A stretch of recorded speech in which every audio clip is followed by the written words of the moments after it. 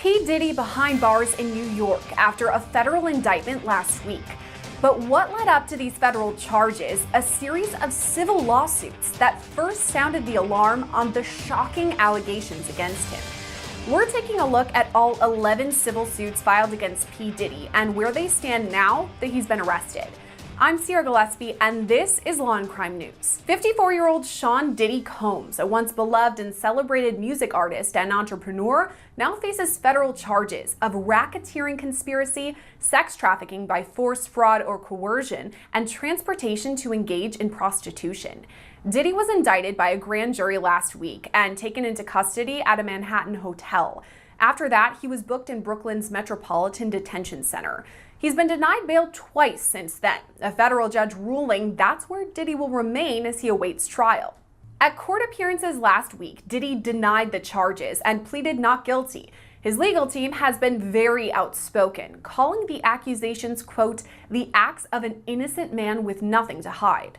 After his arrest, Diddy's attorney Mark Agnifilo released a statement saying in part, quote, we are disappointed with the decision to pursue what we believe is an unjust prosecution of Mr. Combs by the U.S. Attorney's Office. Agnifilo went on to say that Diddy will likely testify at his trial to explain his side of the story. But at trial, we can also expect some strong testimony from government witnesses, likely in the way of civil plaintiffs, whose shocking allegations are what led to Diddy's arrest and indictment in the first place. There have been 11 civil suits filed against P. Diddy in the last year, and it's only apropos to start with the suit filed by Cassandra Ventura, who you probably know as the singer Cassie. Cassie filed her lawsuit on November 16th of last year under the New York Survivor Act. That act meant any sexual assault survivor could file civil suit against their alleged abuser, regardless of the statute of limitations. Several other plaintiffs also filed under the same act. In Cassie's 35-page lawsuit, she lays out the history of her allegedly abusive relationship with Diddy that began when she was just 19 years old. At the time, he was 37. Cassie says Diddy began, quote, almost immediately asserting possession and control over her and inserting himself into all aspects of her career and her personal life. That includes things like forcing Cassie to use illegal drugs and have sex with prostitutes as Diddy watched or masturbated. Cassie's lawsuit also states that multiple times each year, Mr. Combs would violently beat Miss Ventura, leaving bruises on her body. He would later hide Miss Ventura in hotels for days at a time to let her bruises heal. We saw evidence of this. That is sinister. Truly sinister. Wow. Brutal abuse when CNN released a graphic video showing Diddy assault Cassie in a hotel hallway. The release of that video led to Diddy posting this one. It's so difficult to reflect on the darkest times in your life, but sometimes you gotta do that. I was up. I hit rock bottom, but I made no excuses. My behavior on that video is inexcusable. I take full responsibility for my actions in that video. I'm disgusted. I was disgusted then when I did it. I'm disgusted now. I went and I sought out professional help. I had to go into therapy, and go into rehab. Had to ask God for His mercy and grace. Every time I see this video, and when he said he had to ask God for His mercy and grace, and then he looked away from the camera, I only see insincerity. I see a man that have really, truly no remorse. His mouth is saying it, but his actions, his heart, based on his eyes and how he looked away, is not really saying it. He doesn't really mean it. He doesn't really mean it. So let's roll.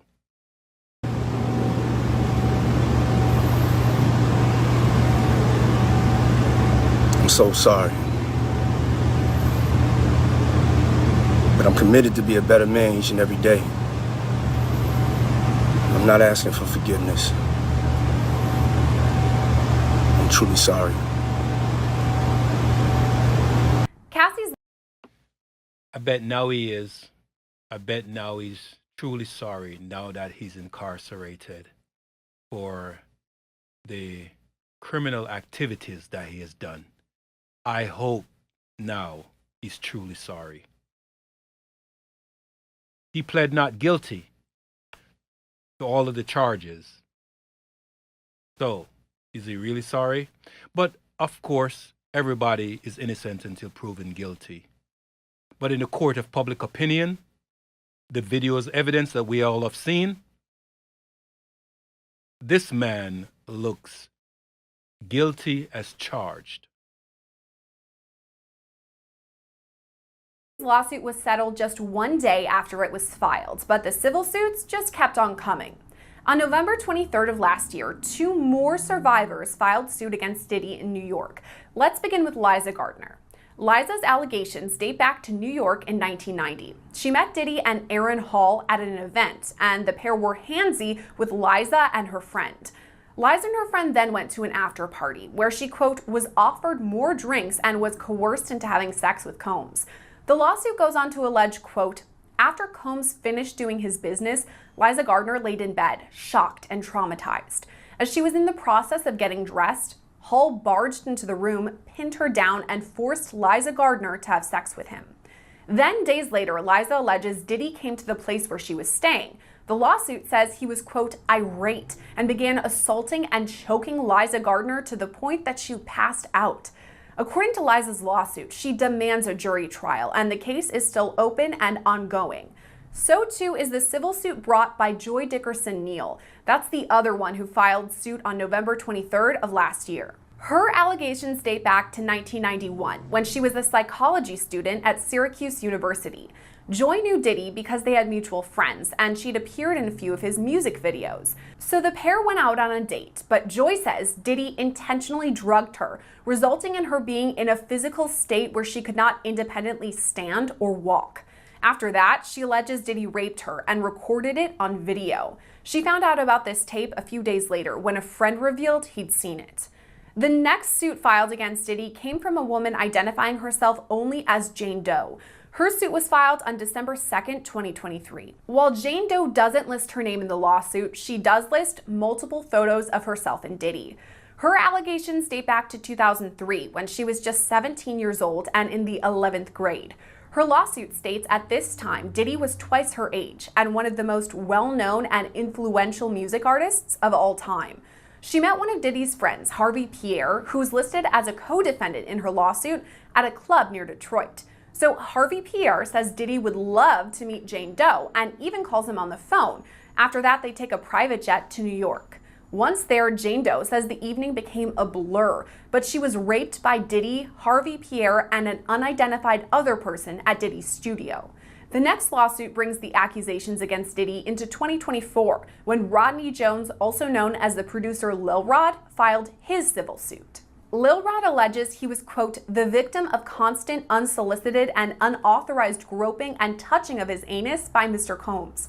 At times, Lil Rod says Diddy touched his private areas without consent and forced Lil Rod to watch him shower or have naked body massages.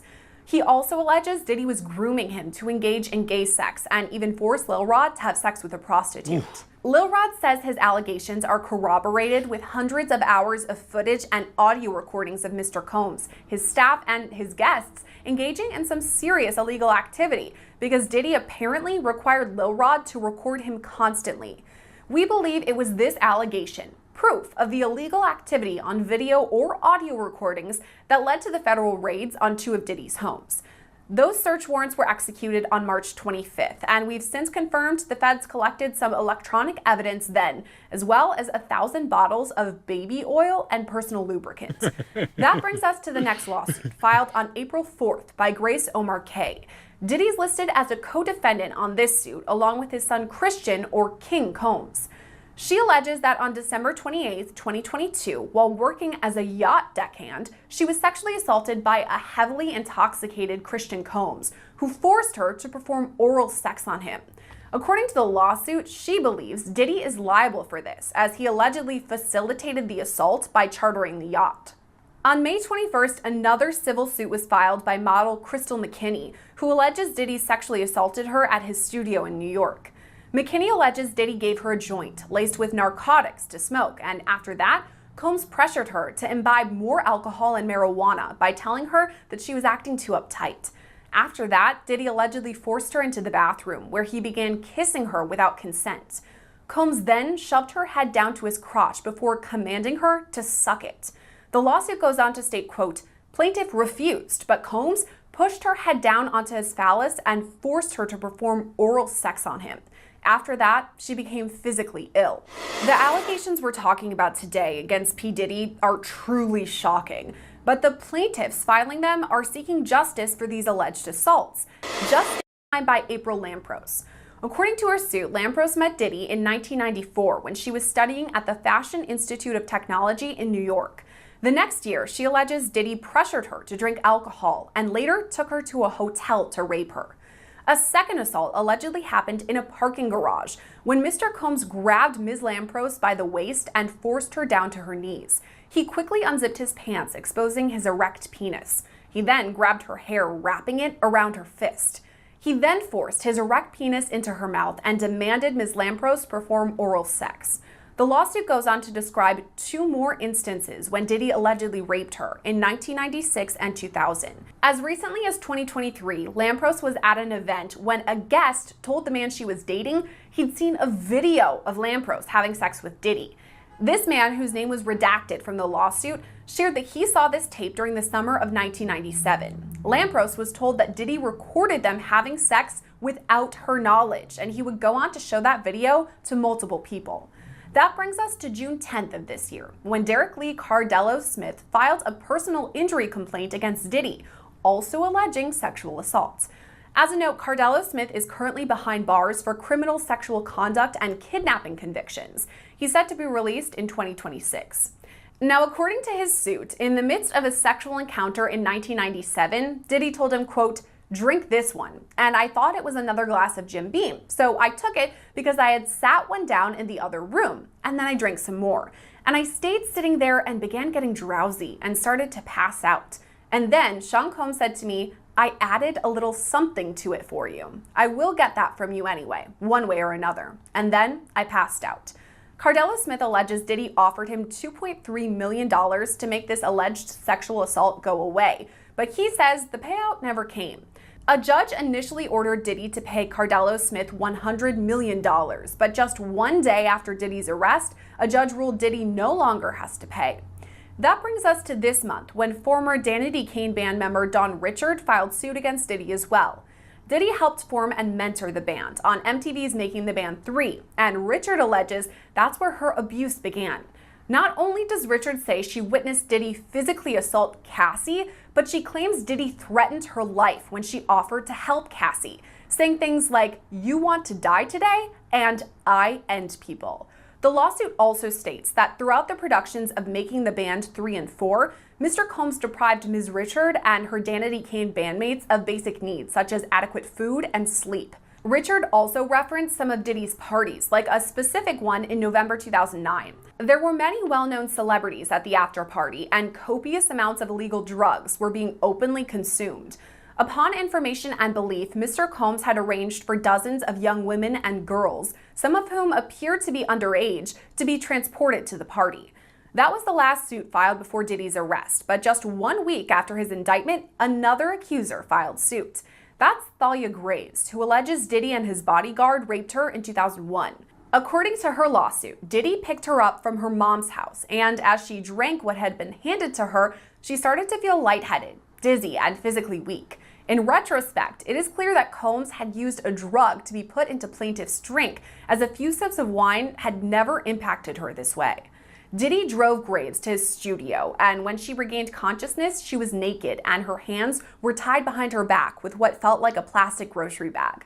Plaintiff shouted for help. In response, Sherman, that's the bodyguard, lifted her up from the couch and forcefully slammed her face down on what was apparently a pool table. Shortly thereafter, Combs entered the room naked.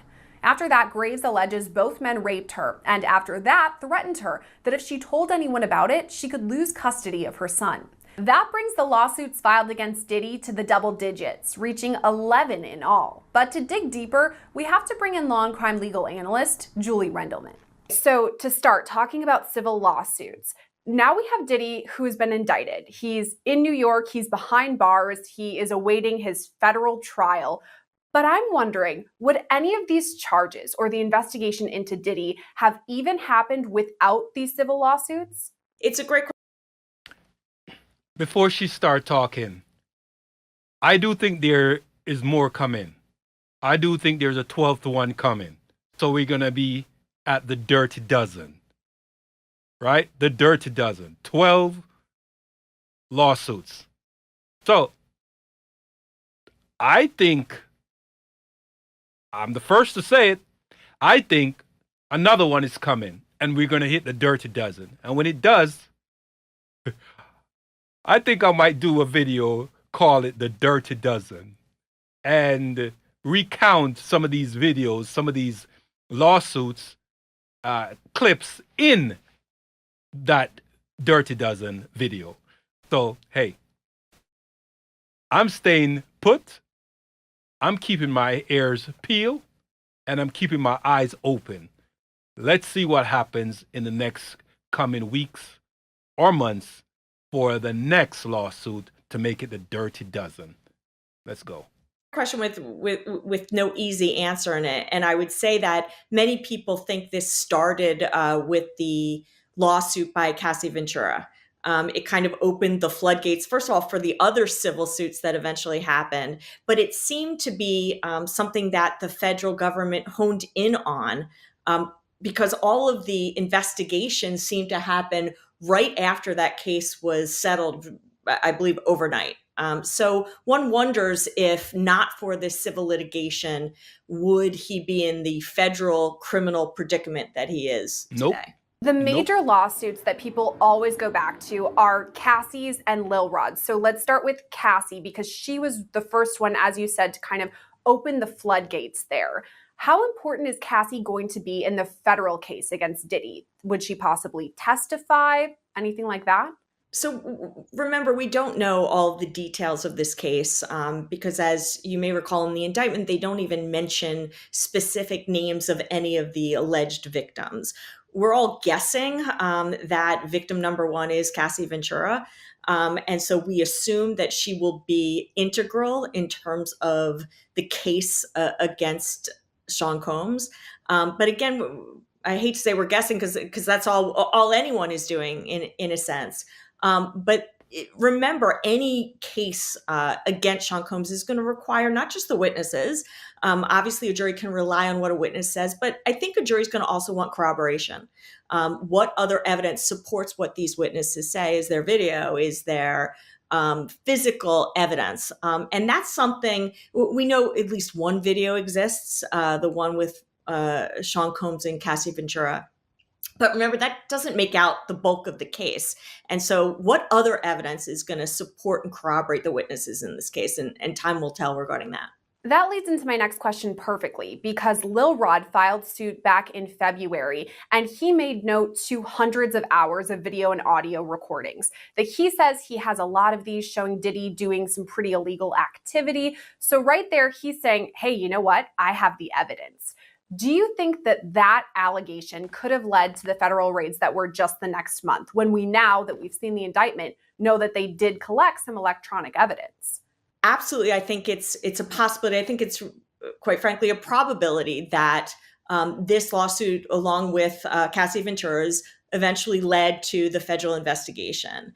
Again, we haven't seen these videos. We don't know what's on these videos. You know, simply someone doing drugs on a video in and of itself does not make out the crimes of which they're alleging. And Lil Rod, we also know, has some baggage of his own. I think the federal government is going to need and want, and I assume they have, although again, I'm guessing, the corroboration they believe they need to make out a strong case against Sean Combs. We talked about how in the indictment, it only refers to victim one. So we have all of these allegations, 11 civil suits in all, but only victim one. Could we expect, though, to hear from additional victims or accusers in this case? Yes, it is certainly possible. Also, don't forget it is possible that there will eventually be an additional indictment. It is not unheard of for the federal government to indict an individual and then right before trial add additional charges against that person. And so I think it's interesting because when you start to hear some of the defense talks about there being one victim and one victim only. And it leaves those of us who are kind of watching from the sidelines wondering, is it really only Cassie Ventura that's going to be speaking out in regards to what happened? Are there going to be more individuals? One would assume that Cassie Ventura was not a witness to all of the alleged criminal activity that they're alleging. What happens now in terms of these civil suits? Because Diddy is behind bars as of now. We know that he's moving forward in the judicial system with his own criminal charges. But what about these civil cases? There's 11 as of right now. Are they just on pause? Well, I'm not sure that they're on pause because certainly their attorneys are not going to want to be on pause. Obviously, if he was found guilty of criminal activity, that could potentially help all or at least some of those civil litigants. But I think each of them are potentially moving forward. Remember, they have separate attorneys, separate clients. They're at different stages of the discovery process. And so I think they're going to be moving, but again, I think probably a slower pace than one would have anticipated. Certainly, I don't expect what we saw with regards to Cassie Ventura when the civil suit ended within a day or a week of the filing. So Diddy was arrested last week, taken into custody. And then this week, we saw an additional lawsuit that was filed by Thalia Graves. She brought forth these allegations against Diddy, and that bumped us up to the number 11. So we're at that number right now. Do you think it's possible that even more civil suits come out? Anything's possible, Sierra. I mean, anytime there's one lawsuit, two lawsuits, three lawsuits, you're going to start to see people come out of the woodwork. The dirty dozen. It's coming. The dirty dozen. And I'm not questioning their credibility, but credibility is always an issue, and we can't forget that. Because the natural question people ask is, why didn't you come forward originally? Why are you coming forward so late in the game? What is the corroboration? Just like with a criminal case, what is the corroboration that supports your claims? Now, keep in mind, civil suits are easier because the requirement in terms of what you must prove is much lower than it is in a criminal case, which can sometimes, I'm not saying with everyone, motivate someone to file a civil suit. You're also potentially looking for monetary damages, which can have an influence. Don't forget, if any of these witnesses are now testifying at the criminal case, that's going to be something the defense attorney is going to question them on as to whether or not they have a bias, skin in the game, if you will, to see Sean Combs convicted so that they can have a payoff later.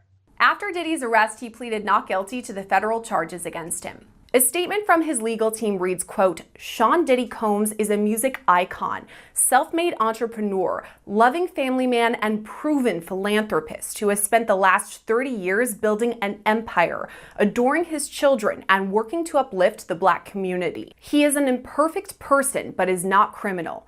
To his credit, Mr. Combs has been nothing but cooperative with this investigation, and he voluntarily relocated to New York last week in anticipation of these charges. Please reserve your judgment until you have all the facts. These are the acts of an innocent man with nothing to hide, and he looks forward to clearing his name in court. That's all for now.